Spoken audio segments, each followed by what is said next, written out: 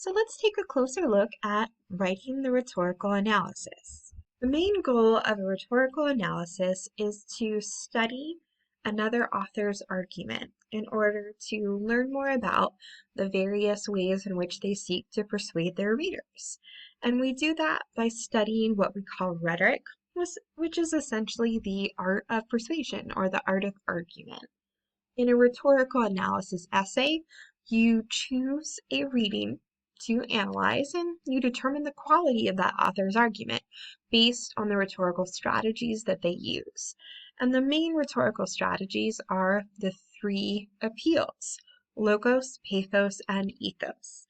And so this is mostly what I'll be focusing on, but there are other options that you can choose to study to analyze in your essay.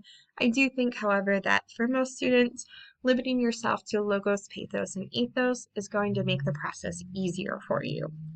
And so you will want to read closely and critically through the article you've chosen and look for at least one example of logos, pathos, and ethos. You will likely talk about more than one example, but you certainly won't be able to cover them all. And so you're really looking for the ones that stick out to you as effective or ineffective, persuasive or not so persuasive. And then in the body of your paper, you're going to explain that reaction and interpretation that you have. And so when you spotted an example of the author trying to appeal to logic, you would identify it, quote it or paraphrase it, and then explain whether or not you think it works well and helps the author's argument.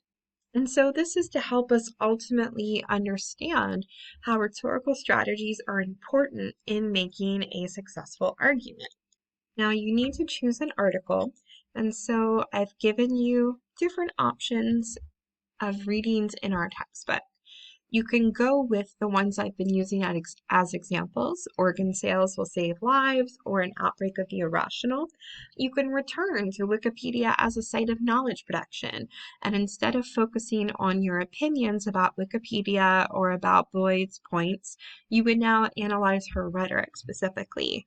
I've also given you some other options from our textbook that we don't have time to read together, but are examples of arguments that could be analyzed. So there is Changing the Face of Poverty, Nonprofits and the Problems of Representation, Is Google Making Us Stupid?, Kid Stuff, and The Politics of Stairs. And so in each of these essays, the authors are trying to advance an argument. They are working hard to persuade their readers through a variety of rhetorical strategies to believe in their argument, to adopt their viewpoint.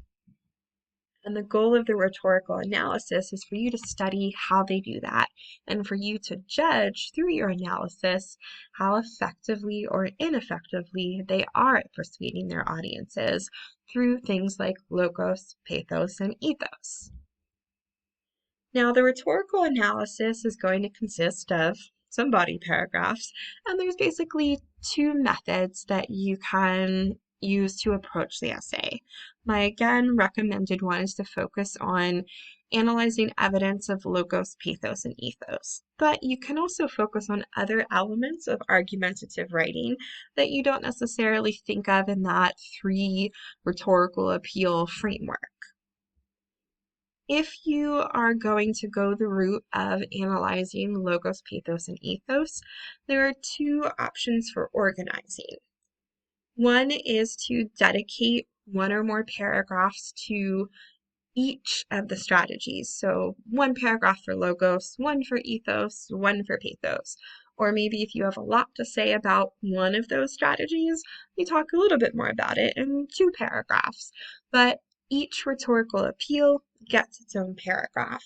And in each of those paragraphs, you would analyze how effective or ineffective, or a mixture of both, some examples of that rhetorical appeal as they're present in the author's article. And then you would support your analysis with specific examples and explanations from you. Or you could adopt another strategy, which is to dedicate one or more paragraphs to the strengths of that essay or the weaknesses of that essay. And so in one paragraph, you might discuss the essay's strengths, which could include logos, pathos, and or ethos. They might not be good at all of them. And then in another paragraph, you would discuss where the essay falters, what you think is weak, what didn't work, what could be better, and that might include discussions of logos, pathos, and ethos examples, or it might be just logos or just ethos. An author could have good examples of logos and bad examples. An author can have great pathos, but their essay is ruined by poor ethos. It's really up to you and how you have interpreted the author's argumentation abilities. And so you would support your judgments with specific examples and explain why those are things that strengthen the article or weaken it as far as how persuasive it is. So those are essentially two options for organizing your paper if you're going to focus on logos, pathos, and ethos. If you'd like to go another route, you can talk about other rhetorical elements of the article. Rhetoric is simply the art of argument or the art of persuasion. And so you can talk about anything that you see happening in the article that either helps or fails to persuade readers, as long as you're focusing on the things that the writer does, as opposed to what you believe about the issue they're discussing. And so in that way, you might consider answering some of these questions. You wouldn't address all of them, but there's some ideas for other things you can think about. And so you could devote body paragraphs to answering some of them. Things like, does the writer do a good job of getting their readers interested in the issue? If so, how? If not, why? Does the writer effectively establish his or her own authority and credibility? How strong is the support that they provide for their argument? Do they use emotions effectively? Do they refute their opponents effectively? Is the essay well organized and written effectively? Do they give examples effectively to support their opinions? And so some of these questions you could see how they still tie into logos, pathos, and ethos, but you wouldn't necessarily have to use those words. You could think about these kinds of questions to shape what you focus on in your analysis. Or in last week's module, you watched a video about some different rhetorical strategies that really focus on writing, like repetition and parallelism. And so if any of those things struck your attention, you could talk about those as well, as long as your focus is examining how the writer writes in order to make an argument persuasive. Then you are analyzing rhetoric. But I'm going to look at logos, pathos, and ethos analysis in more depth because that is typically the route that most people go in for this assignment. When we're looking at logos, pathos, and ethos, we can think of it as a rhetorical triangle in which all of the appeals work together to create, ideally, the most effective argument. And so logos is all about the message itself, right? What the writer is trying to convey. In order to make their argument, they are including information, reasons why they're right, supporting evidence and data. They try to structure their paper in a way that makes logical sense. And so when you're thinking about logos, you're thinking about how does the writer try to prove their points? Do they do so logically? How do they get their message across? When we're talking about ethos, we're really thinking about the writer, the communicator themselves. And so, what is their credibility? Can you find out their credentials in the little author blurb in the book? Does that help you trust them more? How do they establish their credibility throughout the essay? Do they cite good sources? Do they write eloquently in a way that you trust and respect? So ethos is essentially judging the writer. Logos is judging the message. And pathos, you're really thinking about the audience, you and other readers, and how this writer seeks to connect with them in order to make that message actually, drive home and ring true. And so here the author should be trying to appeal to audience beliefs or values, knowledge and experience. They could tell personal anecdotes, use emotional words. This is anything the author does to try to reach the audience. And so logos, pathos, and ethos covers all of the essential ingredients of a good argument. A message that is supported with evidence and reason, an author who has the credibility to write about it, and a writer who also is considering their audience and trying to persuade them effectively. So if these work together, you have a persuasive argument, but most arguments aren't going to be perfect. They will falter in one or more of these areas, and then you decide how balanced is their triangle? How well do they do overall in appealing to these different forms of rhetoric? And is the article ultimately persuasive and effective? Or are there too many strikes against it when it comes to logos, pathos, and or ethos? Now, if you're analyzing ethos, there are some questions you could ask yourself. You don't have to address all of these in a paragraph in your paper, but certainly some of them should be discussed in some way. And so right from the get-go, ask yourself, what are the writer's qualifications? Are they related to the topic of the article? In that author blurb, you'll often learn if this writer has a degree in something relevant, or if they've published things before, who they've written for, and that can help establish their experience, their qualifications, their credibility. And so sometimes a good first body paragraph in the paper is to set up the ethos first. Who's this author? What are they known for? And is that helping us to, give them a chance when they make this kind of argument? Does the writer do things like address counterarguments? Do they demonstrate respect for multiple viewpoints by, using different sources in the text and addressing different ideas? That can create good ethos, good credibility when an author is willing to entertain other ideas respectfully, even as they're ultimately trying to persuade you of their idea. Are the sources credible? Do they cite their sources effectively? Can you tell by looking at their works cited page that these sources, come from well-known publications? And so that is something we also use to judge an author's ethos. Are they, when they're trying to make their argument, are they backing it up with good sources? Do they use a tone and diction suitable for the audience or purpose? Do you feel that they are talking over your head and it's hard to understand what they're saying? Do you feel like they're talking down to you, or they're being flippant and funny about a subject that shouldn't be funny? So that can damage their credibility. Or if they write in a way that is easy to understand so that you can really follow their argument, well, that makes them a good writer, somebody who we want to give a chance.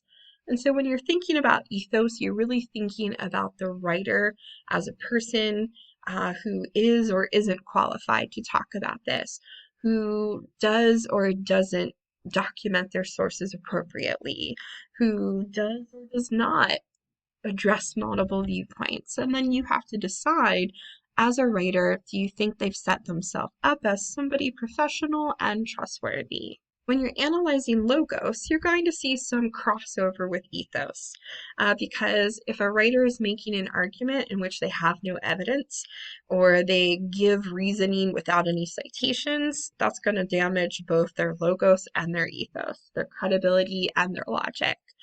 But when we're looking at logos alone, the first thing you want to do for yourself is figure out, what is this author's thesis? Like, what are they arguing? Is it clear and specific? And if you can't identify it clearly, then that might be a strike against this writer. You need to be able to understand and follow their argument. Once you've identified the thesis, that can help you judge the rest of the article, because you can look at each paragraph and say, are they supporting their thesis with reasons, with explanations, with good evidence? And any kind of subpoints, main ideas they make throughout the paper, do those have evidence? Do you find any of that evidence really persuasive, Or do you find any of it not very convincing? Does it seem like they should have had better evidence or more evidence? That's up to you. You might also consider if there are any flaws in their logic. I'll have a separate video in this module that talks about um, logical fallacies, ways in which writers sometimes seem like they're making a reasonable argument, but there's actually a major flaw underneath it that could be accidental or could be purposeful and manipulative. And so that's something we want to look for. And so if you spot any of those logical fallacies, then that's going to hurt their logos a bit. And so you can see how a writer could have ups and downs in their article. Some good examples of logos, some poor examples, and you can talk about both. Or you could talk about just the positive, just the negative. That's up to you and what you think is most important. So a rhetorical analysis, you want to focus on all three appeals, but a writer might not be good at all of them, or maybe stronger in some than others. And that's going to be up to you, the reader, to decide and analyze. And then we have pathos, the part where the writer is trying to connect with their reader and really convince them of the importance of their argument, how it would affect the reader personally, why they should care about it. And so here you might look for word choices, descriptive, powerful words, or examples and details that are used to capture the reader's emotions or imagination, anything that seems to be stepping away from just examples and evidence and looking at how do I, really impact my reader. And sometimes an example serves as logical evidence, but could also be emotional. When you have a startling statistic about animal abuse, that at once serves as logical evidence for, whatever the author is trying to prove, but it could also move us emotionally, especially depending upon how the writer chooses to present that information. Do they say it in a way that is both logical and emotional?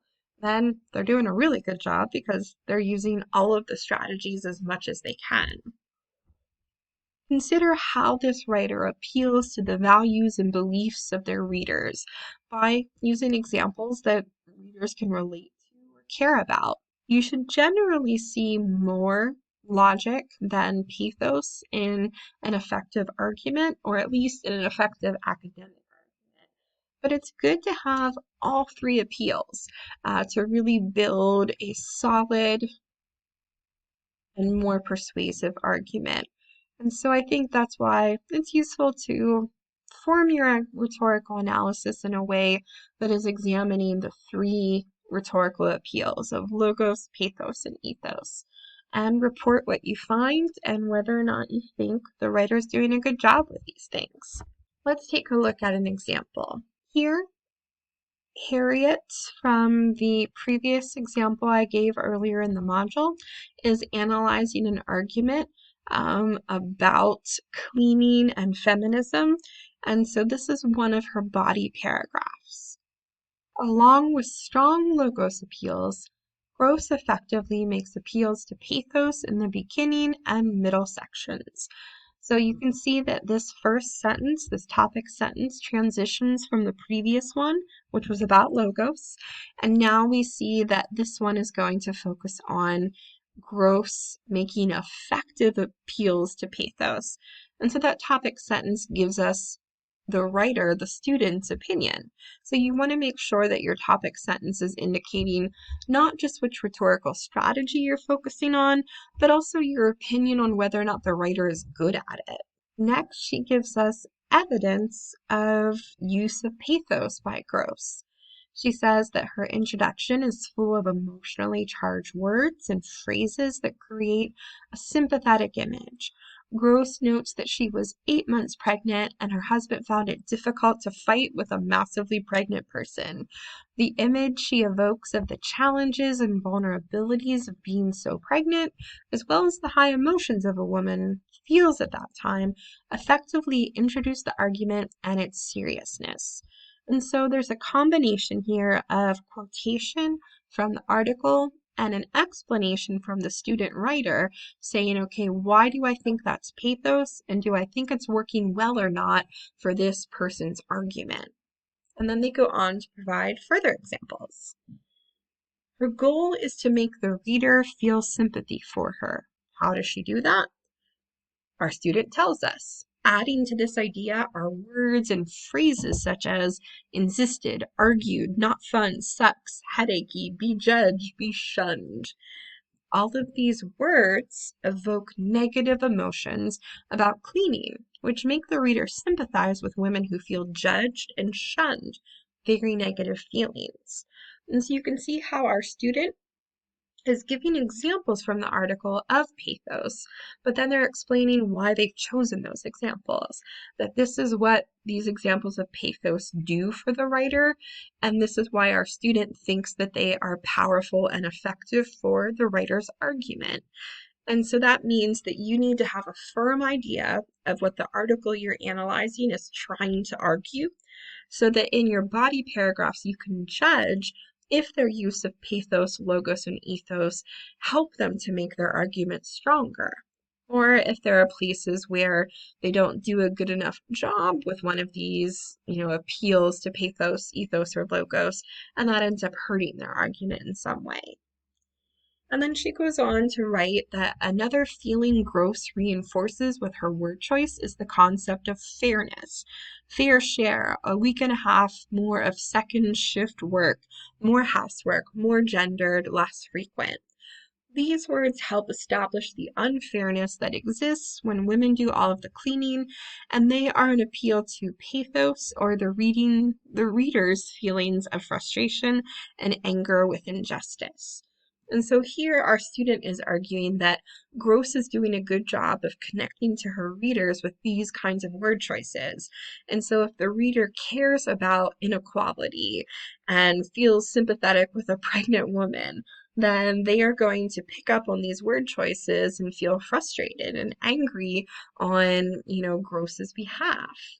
Or they might not. That would be up to you as a reader to decide if you thought these word choices were eye-catching and sympathetic, or if they were combative and maybe would push a reader away.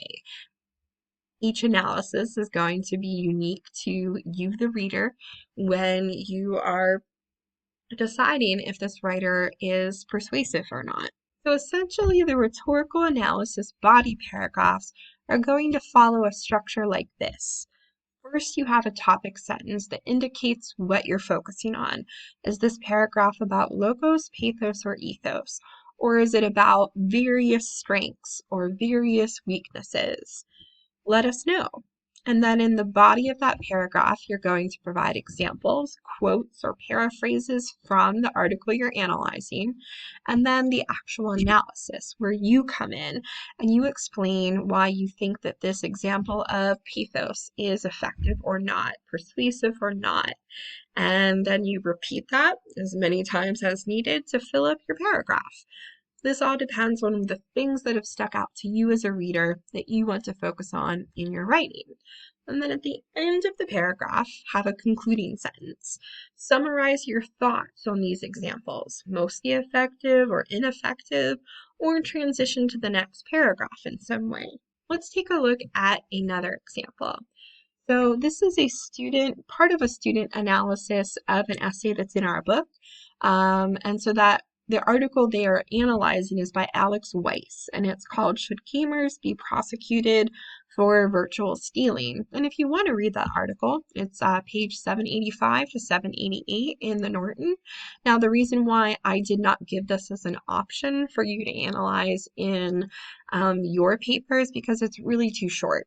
There's not too much to analyze. But this student did come up with a great paragraph in which they are analyzing the author's ethos, and they actually find that the ethos isn't great.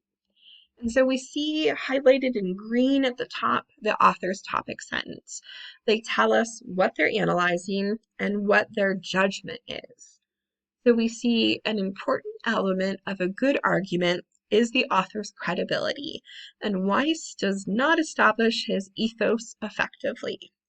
So now we know that this paragraph is going to focus on ethos and that our student is judging this writer's ethos to not be so great.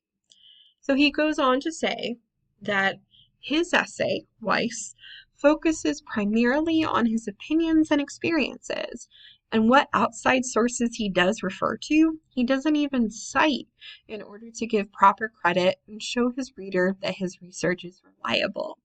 Right? So here we see evidence of our students' opinion and analysis. They read this essay and said to themselves, wow, Alex Weiss is just really talking about his own personal experiences, which might not be the most convincing, and he doesn't even cite his sources properly, so why should I trust him and believe in his argument? And then he gives us evidence of this. He says, for instance, Weiss uses information from the website Kotaku, which is about video games, but he doesn't provide the author, article title, or publication date, making it difficult to trust his research. Using himself as a source, Weiss describes his years as a reformed online gaming thief, in which he details the different steps he took to scam other players in the massively multiplayer online game EVE Online. Personal experience can be useful in an argument, our student reflects, but Weiss doesn't clearly connect his to this argument. He doesn't indicate if what he did was right or wrong, and he even states that this video game is different than RuneScape, the actual subject of his essay. So it seems like this personal anecdote of Weiss, according to our student, isn't actually very useful. And so it's hard to believe Weiss or see what he's trying to do by giving his personal examples instead of good, reliable sources. And so our student concludes, without credible research, it's difficult to take Weiss seriously, and this ultimately affects his ability to make well-reasoned points supported by evidence. And so you can see how that last sentence summarizes the paragraph and our student's analysis, and it also transitions into the next one, which is going to focus on logos. Because if you're not very credible in your argument, often that's going to affect the logos, the reasoning of your argument too. And so what I hope you can see from these examples is that each writer comes to the article that they're analyzing in different ways. Some are positive, some are negative. Some have lots of examples, some just focus on a couple and analyze them in more detail. It's totally up to you how you decide to structure your rhetorical analysis essay, whether you are completely positive and think the article is great and you show me why, or if you think it's a terrible essay that's not persuasive at all, in which case, show me why. Or it could be that you see both positives and negatives, strengths and weaknesses, and you're going to, in your rhetorical analysis, show me proof of that and explain to me why certain examples help the author and other ones really don't. That's all that the rhetorical analysis really is. And so you are analyzing how well the author writes their argument. You're looking for examples of logos, pathos, and ethos. You're trying to see, how credible is this author? Is their argument logical? Do they try to reach their audience with emotion? And then when you find those examples, decide, okay, are they effective or ineffective? Do they help the author become more persuasive, or do they make the article not as good as it could be?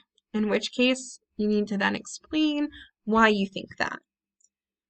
That three-part structure is going to be the basis for each one of your paragraphs. You want that topic sentence that indicates what you're focusing on, examples from the article of whatever rhetorical strategy you're focusing on, and then your analysis, your explanation of what you think of that example, whether or not you think it helps the argument, in which case, why was it useful? And if you think it's not an effective example of logos, pathos, or ethos, you need to explain your reasoning there too. In a way, you are writing your own persuasive essay here, You are trying to convince me through your rhetorical analysis that this article you read is or isn't persuasive. And you're going to give me evidence by looking at their logos, pathos, and ethos and explaining what works well, what doesn't, and why you think that, based on your understanding of rhetoric and persuasion. So in this essay, you are essentially judging other writers and hopefully learning from what they do well as what doesn't work quite as effectively. We learn from other writers. We study how they make their arguments. We study the things that make their argument powerful. And we also study the things that weaken their arguments or could have been better. And when we write our own essays, we try to mimic what they did effectively and avoid what they did ineffectively. And so I hope from writing this essay, you'll learn more about rhetoric and also more about how to be an effective writer yourself. Most academic writing is argumentative, and so this is an important essay to help us study what makes a writer persuasive. What tools do they have at their disposal to help them make their arguments? And logos, pathos, and ethos are some of the most powerful tools available to us as writers, and the rhetorical analysis will help you to understand them better.